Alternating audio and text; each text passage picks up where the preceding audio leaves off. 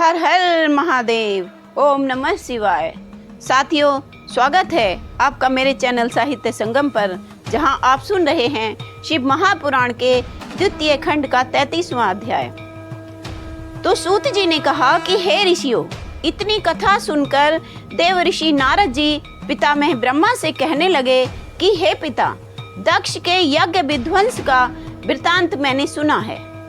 अब आप कृपा करके विस्तार पूर्वक मुझे ये बताइए कि यज्ञ नष्ट होने के उपरांत क्या घटना घटित हुई।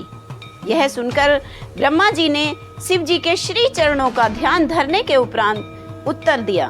कहने लगे, हे नारद, जब शिव जी के गणों ने यज्ञ में उपस्थित लोगों की इस प्रकार से दुर्गति कर दी तथा उन्हें लज्जित कर दिया, उस समय सभी सभासद उस स्थान पर आकर जहां मैं तथा विष्णु जी बैठे हुए थे रुदन करने लगे तथा विस्तार पूर्वक वहां का सारा वृतांत बताने लगे। देवताओं तथा मुनियों की ऐसी दुर्गति को देखकर हम दोनों को बहुत दुख हुआ।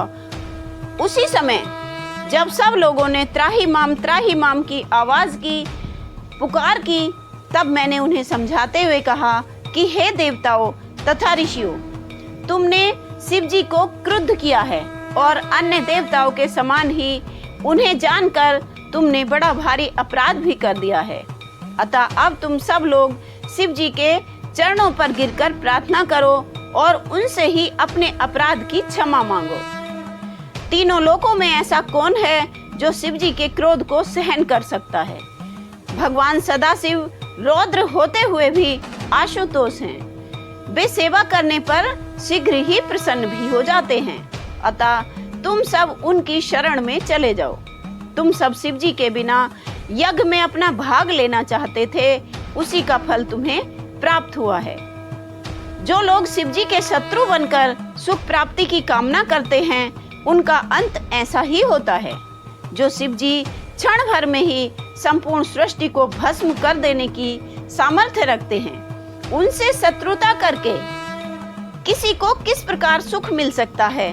मैं भी दधीची के श्राप के वशीभूत होकर उस यज्ञ में चला गया था। अतः तुम लोग निश्चिंत होकर शिव जी की शरण में चले जाओ, वे तुम्हें अवश्य ही क्षमा कर देंगे। एक बात यह भी तुम्हें समझ लेनी चाहिए कि यदि शिव जी इस यज्ञ को नष्ट नहीं करते तो मनुष्य वेद रीति को त्याग कर नास्तिक हो जाते। अतः उन्होंने जो कुछ किया वह उचित ही है। इतना कहकर मैं विष्णु जी तथा अन्य सब देवताओं के साथ कैलाश पर्वत पर जा पहुंचा। हे नारद, उस समय उस स्थान की सुंदरता का वर्णन मैं कैसे कर सकता हूँ। वहां पहुंचकर किसी को किसी प्रकार की चिंता और शोक नहीं रहा। वहां चारों ओर सुंदर फुलवारी लगी हुई है। वहां भांति भांति के सुंदर पुष्प तथा फल वृक्षों की लाइनें सुशोभित हैं। कैलाश के आगे हम सब ने कुबेर की अलकापुरी को देखा। फिर उस पवित्र बट वृक्ष को देखा जिसके नीचे भगवान शिव शंभु बैठे हुए थे। जो लोग उन शिव जी के दर्शन प्राप्त करते हैं, उनके धन्य भाग हैं।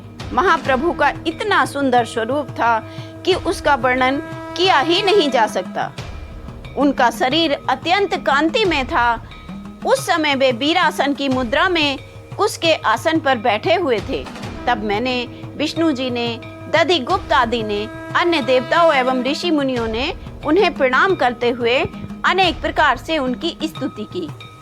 देवताओं ने कहा, हे दीन बंधु भगवान सदाशिव, आप सबके रक्षक, सबके स्वामी, पर ब्रह्म तथा अप्रमेय हैं। आपकी लीला को कोई भी नहीं जान सकता।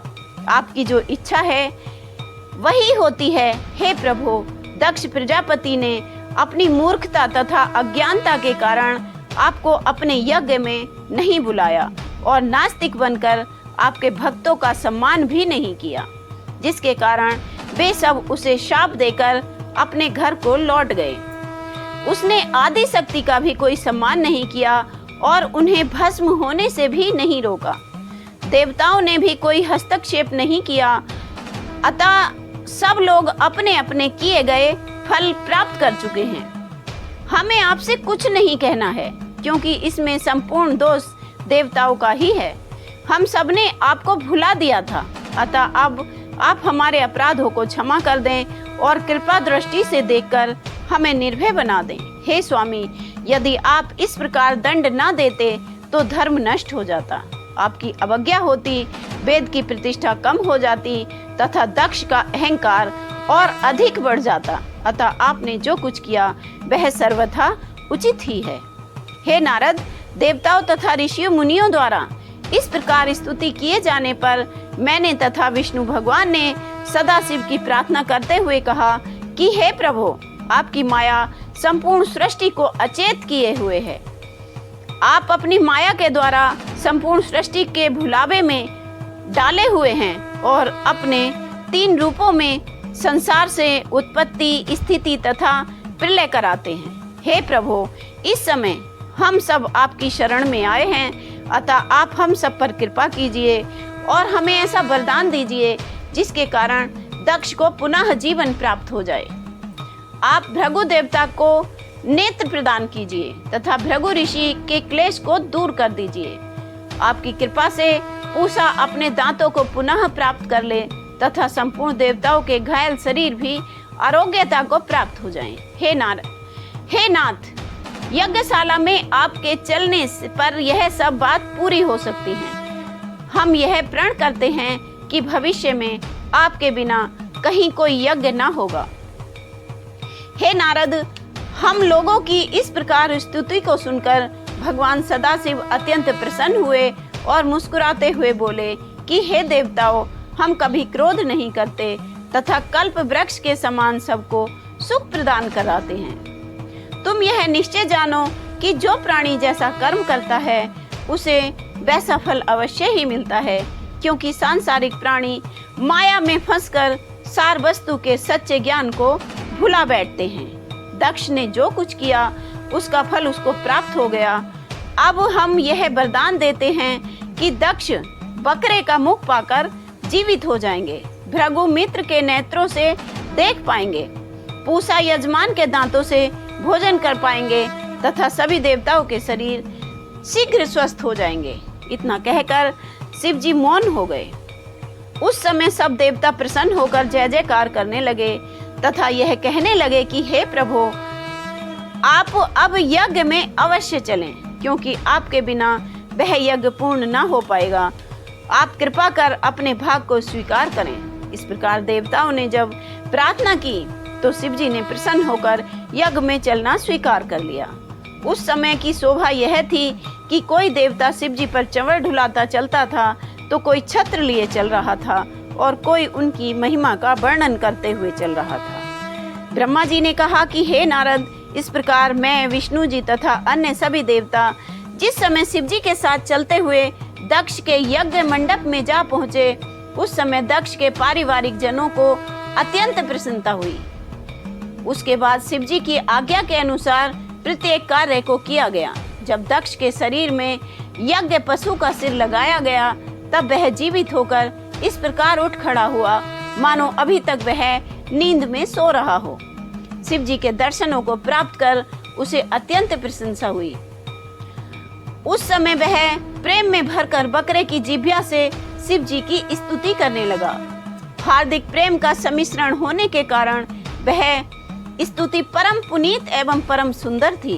दक्ष ने कहा कि हे प्रभु, आपके आदि को अंत को कोई नहीं जान पाता है, इसलिए आपने मुझे दंड देकर ब्रह्म ज्ञान कराया है। यह आपकी मुझ पर अत्यंत कृपा है। मैंने अपने अज्ञान तथा मूर्खता के बस होकर आपको नहीं पहचाना और आपकी बहुत निंदा की। अब आप कृपा पूर्वक मुझे अपनी भक्ति का वरदान प्रदान करें। दक्ष की स्तुति के उपरांत विष्णु जी ने कहा कि हे प्रभु, आपका यश अमृत के समान, समुद्र के समान शुद्ध, शीतल तथा फलदायक है। उस समुद्र में हमारा मन हाथी के समान चिंता में जला हुआ है। जिस समय बैठता है उस समय उसे बाहर निकलने की इच्छा नहीं होती। आप दया करके हमारे अपराधों को क्षमा कर दें। ब्रह्मा जी ने कहा कि हे नाथ, संपूर्ण सृष्टि मुझे बुरा कहती है, परंतु आपका उपासक होने के कारण मैं किसी की बातों पर ध्यान नहीं देता। ऋषिध्वज ने प्रार्थना की कि हे प्रभु, हम आपको न पहचान पाने के कारण शोक और चिंता आदि में पड़े हुए हैं। आपका तेज प्रकाश अत्यंत सुंदर है, अतः हम आपको सहस्त्रों बार प्रणाम करते हैं। इस प्रकार इंद्र, वरुण, कुबेर, अग्नि आदि देवता, गंधर्व, अप्सरा, ब्राह्मण, यजमान, विद्याधर, योगी, यति, ऋषि, मुनि आदि सभी ने शिव जी की अलग अलग प्रार्थना करते हुए यह मांग की कि हे प्रभु, आप हमारे अपराधों को क्षमा कर दें। आप संपूर्ण सृष्टि के स्वामी, सबको उत्पन्न करने वाले, सबका पालन करने वाले तथा सबका नाश करने वाले हैं। अब आप हमारे दोषों पर विचार न करते हुए हमें अभय दान दें। और इसी के साथ शिव महापुराण के द्वितीय खंड का 25वां अध्याय पूर्ण हुआ। कृपया वीडियो को लाइक, सब्सक्राइब अवश्य करें। हर हर महादेव।